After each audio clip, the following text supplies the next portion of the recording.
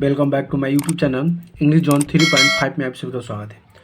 तो चलिए इस वीडियो में हम पास्ट ऑफ स्पीच के बारे में जानेंगे और समझेंगे कि इसके कितने भेद होते हैं और इसे पास्ट ऑफ स्पीच किसे कहते हैं। तो सबसे पहले तो हम डिफिनेशन के बारे में जानेंगे। डिफिनेशन क्या होता है?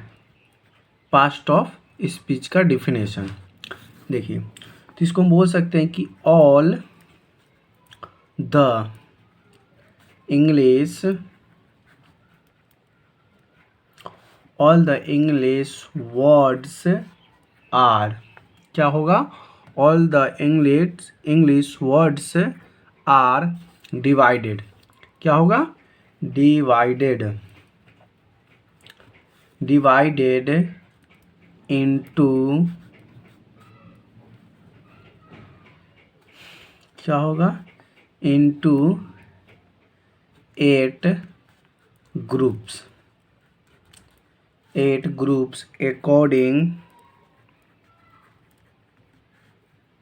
according to the works, क्या होगा? according to the works they do in a sentence.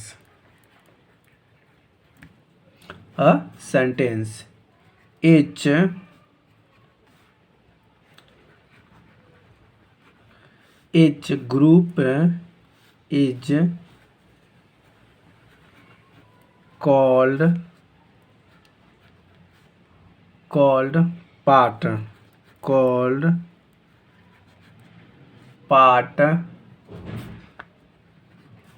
of speech. चलिए इसको समझते हैं। पास्ट ऑफ स्पीच किसे कहते हैं? तो all the English words are divided into 8 groups according to the work they do in the sentence. Each group is the called part of speech. देखिए, English के सभी वर्ड्स यानी ऑल द इंग्लिश वर्ड मतलब English के सभी word को divided into 8 groups, सभी को कितने भाग में बांट दिया गया है? 8 भागों में बांटा गया है, जो कि सभी जो काम करता है, सभी सेंटेंस अलग अलग पे काम करते हैं। Each group is the called part of speech. जो ग्रुप में जो बांटा गया सेंटेंस को, इसी सेंटेंस को हम क्या कहते हैं? पास्ट ऑफ स्पीच कहते हैं। चलिए अब इसमें एक और क्वेश्चन आएगा, आपसे पूछा जाएगा कि kinds of past of speech. क्या पूछा जाएगा? Kinds of parts of speech. तो आपको क्या बोलना है? तो आंसर जो होगा, देयर आर 8, क्या होगा? देयर आर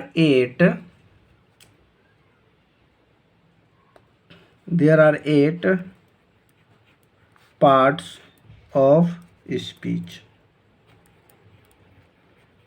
ठीक है, चलिए अभी कौन कौन होता है? 8 को तो स्पीच होता है, 8 प्रकार के होते हैं, लेकिन कौन कौन होता है? तो चलिए, पहला नंबर में होता है नाउन। क्या होगा? नाउन होता है, और नाउन को हिंदी में क्या बोलते हैं? संज्ञा बोला जाता है। नाउन मीन्स संज्ञा। दूसरे नंबर पे आता है प्रोनाउन। क्या आता है? प्रोनाउन, याद करना है। प्रो और उसमें नाउन जोड़ देंगे तो क्या हो जाएगा? प्रोनाउन, जिसे हम क्या कहते हैं? जिसे हम कहते हैं सर्वनाम कहा जाता है। हिंदी में इसको क्या बोलेंगे? सर्वनाम। उसके बाद तीसरा नंबर में आता है एडजेक्टिव। याद करना, एड और JECTIV, एडजेक्टिव। एडजेक्टिव का मतलब होता है विशेषण। क्या होता है? विशेषण होता है। ठीक है, चलिए अब चौथा नंबर क्या होता है? तो चौथा नंबर में होता है वर्ब। क्या होगा? वर्ब। और वर्ब का मतलब क्या होता है? क्रिया होगा। क्या होगा? क्रिया। जैसे कि कोई काम हम करते हैं ना, तो उसी को क्रिया कहा जाता है, यानी कि क्रिया का मतलब करना।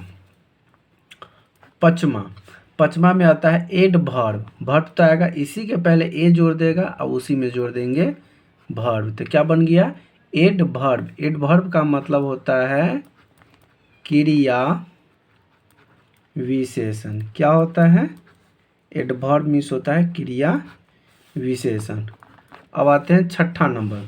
छठा नंबर में आता है प्रीपोजिशन। क्या आएगा प्रीपोजिशन। तो प्रीपोजिशन को हम क्या बोलते हैं, प्रीपोजिशन का मतलब होता है संबंध बोधक। क्या होगा संबंध बोधक,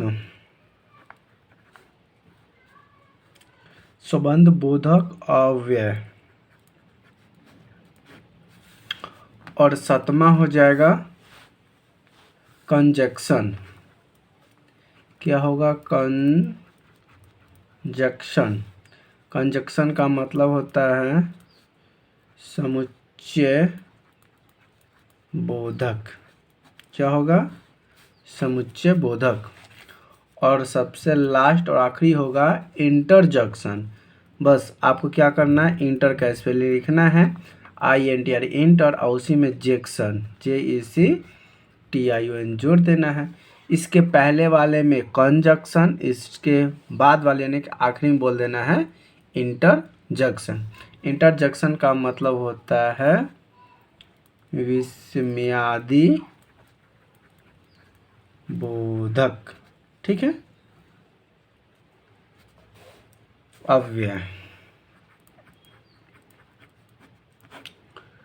तो ये रहा मेरा पास्ट ऑफ स्पीच का बेसिक नॉलेज। और अभी तो ये प्रकार था और इसके अगले वीडियो में जानेंगे। तो चलिए एक बार इसको फिर से 8 प्रकार को हम एक बार रिवाइज करते हैं। ठीक है ध्यान समझते हुए चलना है। चलिए सबसे पहला आता है parts of speech. The definition क्या कहता है कि all the 8 words are the divided into 8 groups according to the words they are do in sentence. Each group is the called part of speech. सभी इंग्लिश ऐसे word जिसको 8 भागों में बांटा गया है जो कि काम करता है and they do sentence each group. और ये सभी जो ग्रुप जो बनाए गए 8 ग्रुप, इस सभी 8 ग्रुप को हम लोग ही पास्ट ऑफ स्पीच बोलते हैं। अब आता है कि kinds of past of speech, kinds of parts of speech, यानी कि पार्ट्स ऑफ स्पीच कितने प्रकार के होते थे। पहले ही तो डिफिनेशन में बोल दिया ना कि 8 ग्रुप में बांटा गया है। तो चलिए there are 8 parts of speech या there are 8 kinds of past of speech हो सकते हैं। पहला आता है नाउन, नाउन का मतलब होता है संज्ञा। दूसरा है प्रोनाउन, प्रोनाउन का मतलब होता है सर्वनाम। एडजेक्टिव, एडजेक्टिव का मतलब होता है विशेषण। वर्ब, वर्ब का मतलब होता है क्रिया। उसके बाद आता है एडवर्ब, एडवर्ब मतलब होता है क्रिया विशेषण। प्रीपोजिशन, प्रीपोजिशन का मतलब होता है संबंध बोधक अव्यय। और सातवां है कंजक्शन, कंजक्शन का मतलब होता है समुच्चय बोधक। और लास्ट और आखिरी है आठवां इंटरजेक्शन, इंटरजेक्शन का मतलब होता है विस्मयादि बोधक अव्यय होता है। चलिए ये मेरा बेसिक था पार्ट्स ऑफ स्पीच का। अगर हमारी वीडियो अच्छी लगे तो वीडियो को लाइक करें, शेयर करें, कमेंट करें और चैनल पे नए हैं तो चैनल को सब्सक्राइब जरूर करें। थैंक यू, धन्यवाद, वंदे मातरम।